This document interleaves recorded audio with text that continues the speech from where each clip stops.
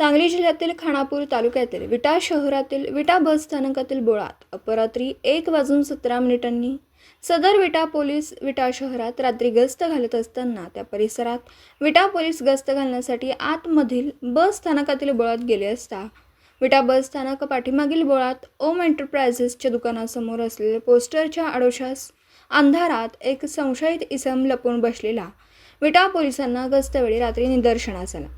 यावेळी त्या युवकास ताब्यात घेऊन विटा पोलीस ठाण्यात आणून त्यांच्याकडून कसून चौकशी केली असता पोलिसांनी बरीच माहिती घेतली। त्यानंतर त्या युवकाचं गाव व नाव विचारलं असता खानापूर तालुक्यातील देवखिंडी येथील संशयित आरोपीने पत्ता पोलिसांना असा सांगितला की सचिन बसवराज गाडीवड, वय वर्ष 22, सध्या राहणार देवखिंडी, तालुका खानापूर, जिल्हा सांगली, मूळ गाव राहणार चडचण, तालुका चडचण, जिल्हा विजापूर, कर्नाटक, असं सांगितलं। तो युवक इतक्या रात्री घरफोडीसारख्या गंभीर गुन्हा करण्याच्या उद्देशाने संशयितरित्या मिळून आल्याने त्याने अनेक काय कुठे अपरात्री चोरीसारखे गुन्हे रात्रीत कुठे केले आहेत का यासाठी विटा पोलीस ठाण्याचे पोलीस निरीक्षक धनंजय फडतरे यांच्या मार्गदर्शनाखाली पोलीस कॉन्स्टेबल खाडे यांनी ताब्यात घेतलं।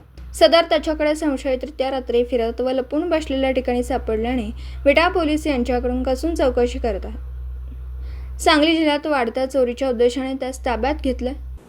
दिवसभरातील घडामोडींचा आढावा घेण्यासाठी पाहत रहा N24 मराठी न्यूज चॅनल।